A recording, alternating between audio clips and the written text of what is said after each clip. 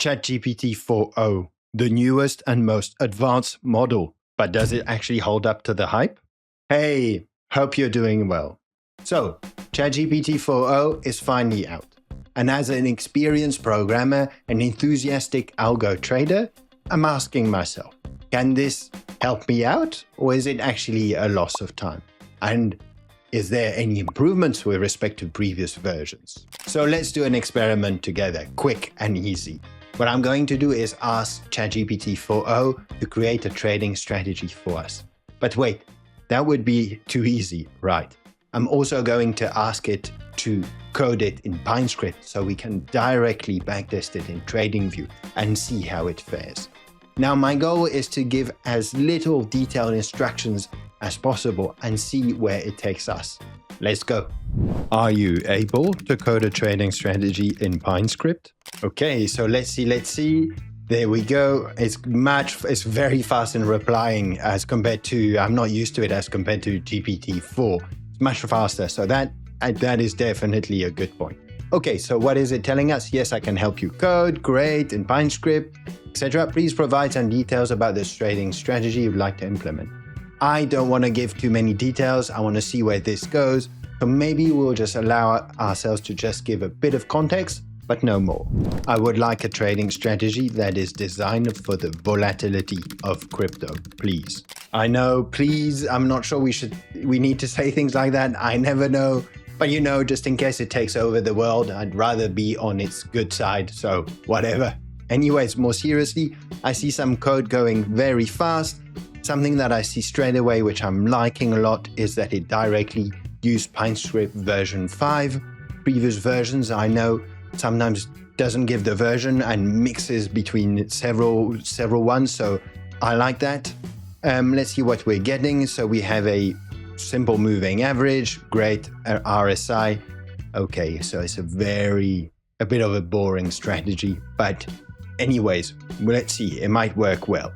So I would say we just copy this and we just come here. I'm just going to go to PineScript editor, open new strategy, Control V, and then I'm just doing Control S to save now. That's all good. We can now launch it. Okay, so it's looking red. But to be fair, I think we're missing one important information here. We have no clue what, here I'm on BTC daily, but maybe that was not what is intended to, so we should find out. What time frame is this designed for? Okay, what does he tell us? By the way, we didn't really look at the strategy in details, but we'll do that right after. I'd like to have a bit more context here first. The provided strategy is relatively flexible and can be applied to various time frames. Ooh, I'm going to be honest with you, I don't like that very much. Generally, when I hear someone presenting a strategy and say that this can be adapted, can work for any time frame, basically, I really don't like that. The market behaves really differently on a daily time frame, on an hour time frame, and on a few minutes time frame. Of course, the concepts, and sometimes you can adapt it to your strategy to different time frames and reduce some parameters, etc. But that tends to be rarely the case. It really depends on the type of strategy.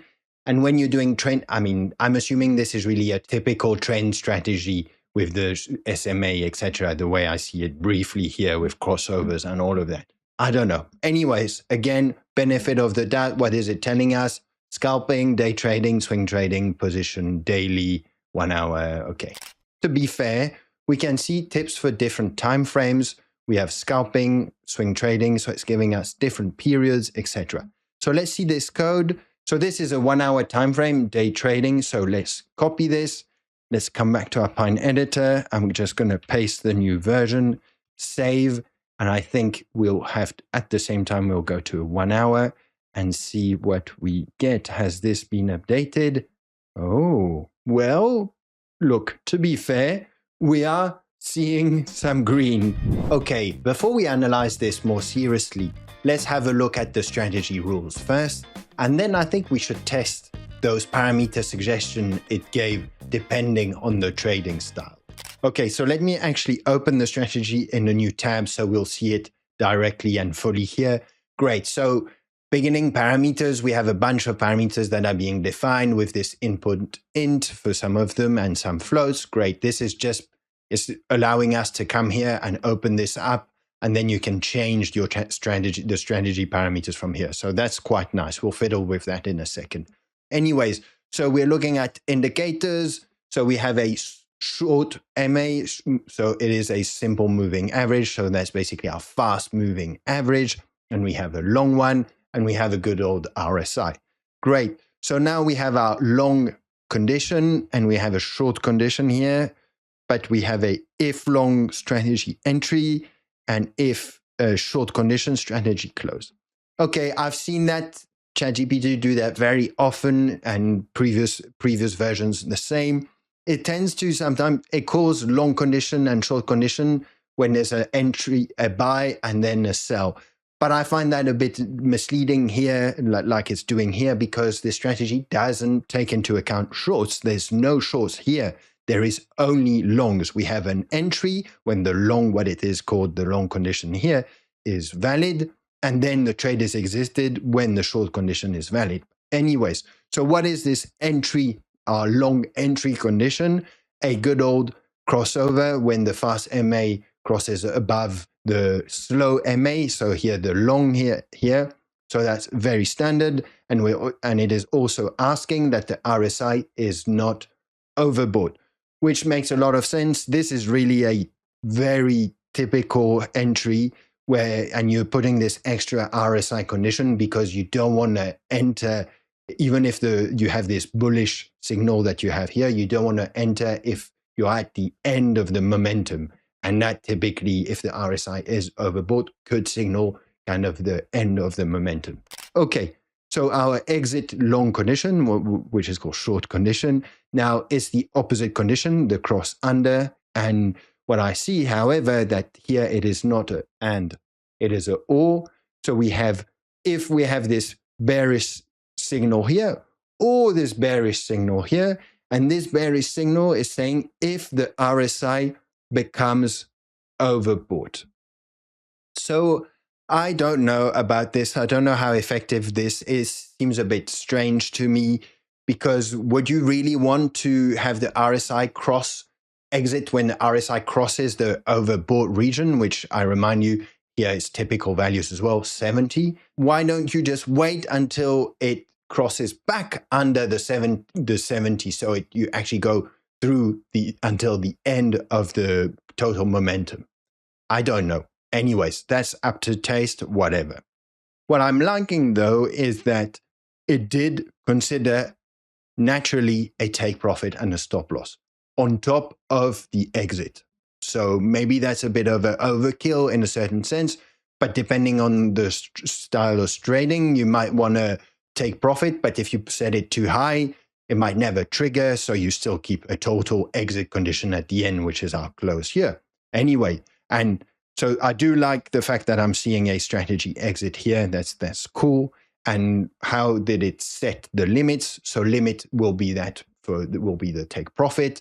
So it's the close at the time of the entry, the close times 1 plus a take profit percentage that we set here, that if put here, 5%. And the stop loss is same idea, close times 1 minus the stop loss percentage, which it has set to 2 divided by 100. So, okay, great. That's pretty cool. Time to test these parameter suggestions versus trading styles. Actually, I just realized something. So this code was his example for a 1 hour time frame. And you can see that he placed the 1 hour time frame here, 1 hour to 4 hour charts, typical of swing trading. Fine. But if we look at the parameters that he's suggesting for this style of trading, use longer moving averages, 20, for example, 20 and 50, and a standard RSI period of 14. Okay, if we come here, what do we see? That was, he had given us a default value of 12 and 26. So it does look like ChatGPT is not following his own advice. But anyway, let's pretend we didn't see that. And we're going to test 50 here and a 20 here, beg your pardon, and a 50. Now, to be fair, we also have a stop loss percentage to fill in here and a take profit. So there's no mention of what of these values should be, but from experience, this is definitely not the kind of percentage I think you would look and use for swing trading.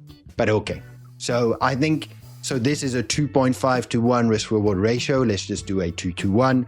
But I think it would be more sensible to put something around 10%. And yeah, so let's see. So let's do a okay and see if, well, so it turns terrible. However, I just realized something is missing here. We just see a few percent here and a few percent here.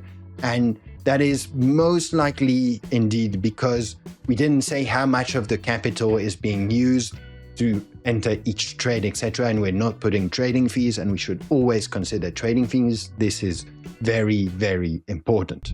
By the way, if you want to save on your trading fees, our registration link, for example, on BitGet, you will have the information down below, will give you a 10% discount on your trading fees, which can make a big difference in the long run.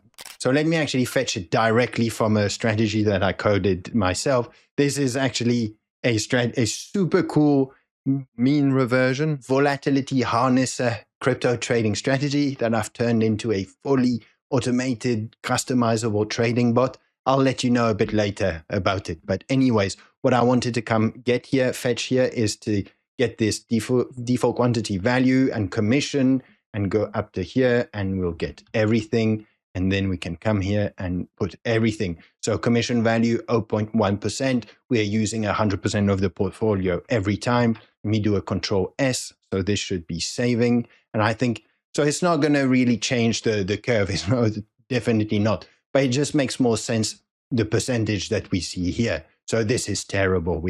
It's terrible. So how about we check the scalping setup now, for example. We set a 5, a 13, RSI 7. Now let's stick again to textbook percentages here. We're just having a rough look. So I'll put a 1 and 2%. So I should put okay. And let's go to a scalping kind of setup. So if we did this, what do we get in terms of curve? Let's see. Okay, it's still pretty red, pretty awful. Let's go down to 5. What do we get? Okay, don't really know why I'm checking. I don't think we can hope to see anything great here. So it's really, this is bad. So let's go for the final attempt, position trading. And we said 50 and then a 200. Okay, RSI length of 21. And, typically like this, I don't think in a pure trend strategy on a daily time frame, I'm not sure how much I would consider a take profit and a stop loss that can work against you. Depends on the strategy. But okay, let's stick to, I don't know, let's stick to textbook values like this. So we'll do an okay, and we have to go to a daily time frame. And let's see, what do we get? Okay, it needs to update. And we have only 4 trades. Oh, well, am I disappointed? No. Was I expecting this? Yes, kind of. Honestly, the day when algo trading becomes this easy, actually, it'll never be the case. It just means that the rules of the games will change, but I am afraid it'll be less fun.